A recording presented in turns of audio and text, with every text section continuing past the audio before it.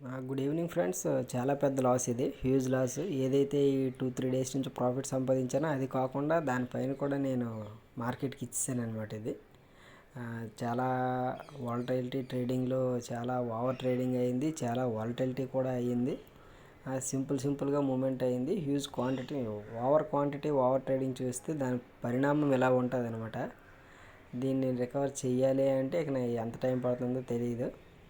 Almost రేపటి carry forward position ఒకటి వేసాను. ఇక్కడ చిన్న అనాలిసిస్ చేస్తే మనం ఇక్కడ ఏమైంది అంటే యాక్చువల్గా మార్నింగ్ నుంచి ఒక చిన్న లోవర్లో ఫామ్ చేసి ఆ తర్వాత హైర్ హై చేసుకుంటూ వచ్చింది.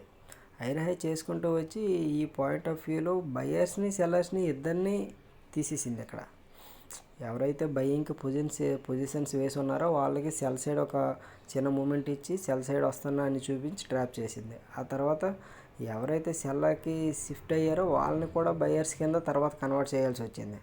ఎప్పుడైతే ఈ 500 అబోవ్ బ్రేక్అవుట్ ఇచ్చిందో ఈ 500 వరకు బాగానే ఉండేది ఫ్రెండ్స్ నాది. ఎప్పుడైతే ఈ 500 దగ్గర ఈ వాలటిలిటీలో నేను దొరికిపోయాను అనమాట అందరిలాగే. ఈ 500 పైన ఇది వన్ వే మూమెంటం ఇచ్చింది. అంతవరకు మనం ప్లే చేసి ఓడిపోయి అప్పుడే మూమెంట్ వస్తుంది అనే దానికి మరి కాన్ఫిడెన్స్ రాదు. నార్మల్గా అయితే చాలామందికి ఇదే పరిస్థితి, same way, all humans are same అన్నట్టు మనది కూడా అదే పరిస్థితి అనమాట. ఈ తర్వాత ఇక్కడ బ్రేక్అవుట్ ఇచ్చింది. పొజిషన్స్ క్యారీ ఫార్వర్డ్ చేయడానికి రీజన్ ఏంటి అంటే ఈ డైలీ క్యాండిల్లో ఒక స్ట్రాంగ్ అప్సైడ్ మూమెంటం అనేది కనిపించింది. ఏవైతే సెల్లింగ్ పొజిషన్స్ ఉన్నాయో వాటిని స్కేర్ ఆఫ్ చేసుకుంటూ పైకి వెళ్ళింది కాబట్టి పొజిషన్ తీసుకున్నాను. చూద్దాం ఫ్రెండ్స్ ఏంటనేది రేపు మార్నింగ్ నేను 5 minutesలో అప్డేట్ చేస్తాను. 0920 కల్లా నేను మ్యాక్సిమం అప్డేట్ చేసి వీడియో పెడతాను.